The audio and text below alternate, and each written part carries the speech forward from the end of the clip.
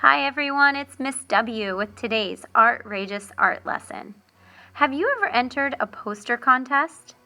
Well, today our Artrageous Art lesson is all about how to use the elements of art to design your own creative poster or artwork that can be entered into a contest.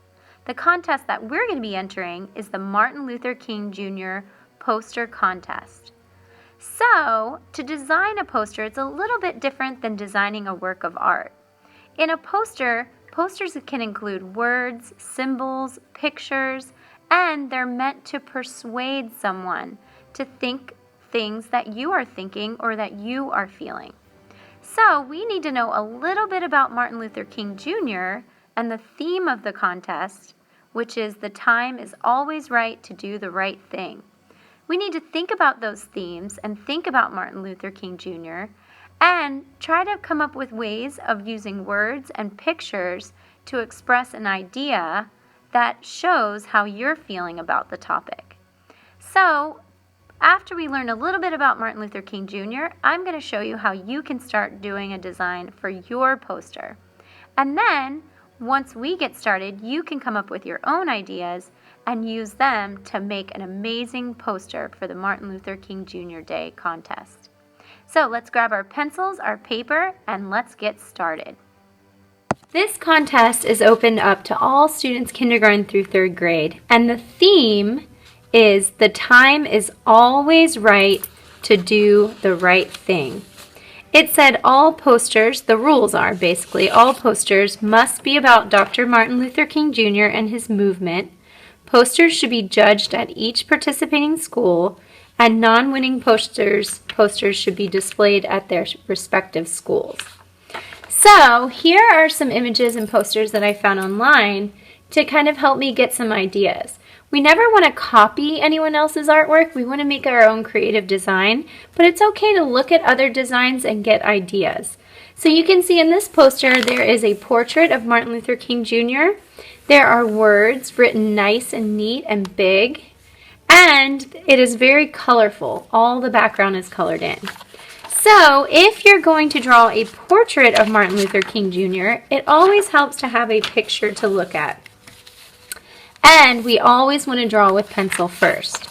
So when you get your paper, usually when you're drawing a portrait, you turn it tall ways like this.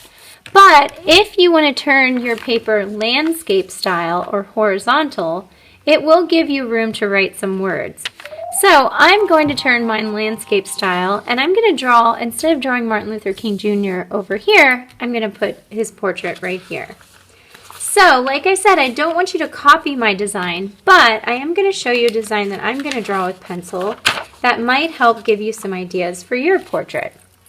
So, when you draw a portrait of a person, you draw light with your pencil, and I like to draw big when it's just going to be the face. I draw a nice oval shape, and then I draw the nose, should be kind of in the middle.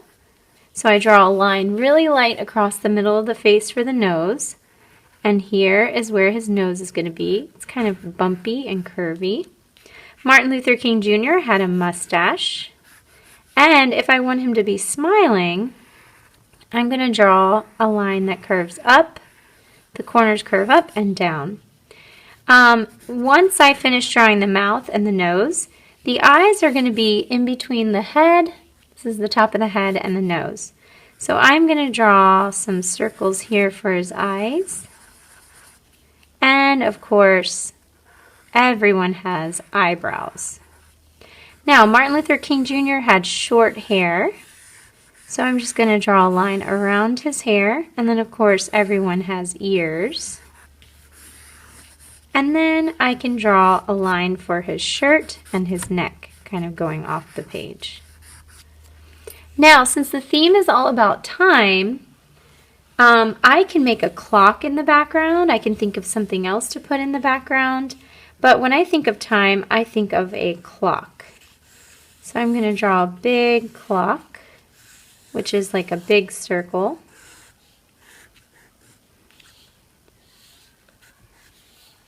And then I'm going to write some words. Now, when I write words, I write really big and really neatly.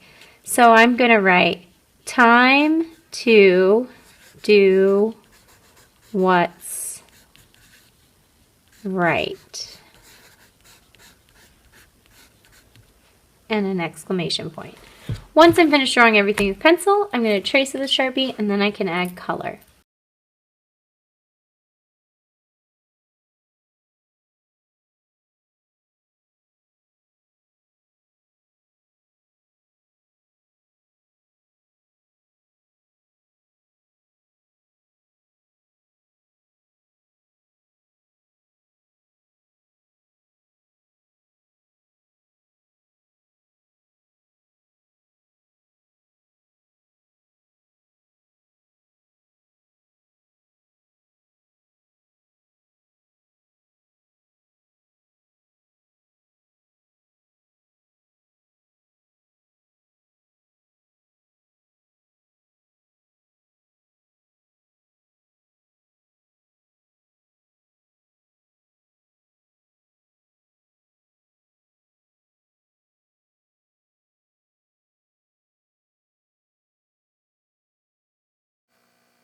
Now that I've finished tracing everything with Sharpie, I'm going to start with markers and I'm going to color in the words neatly.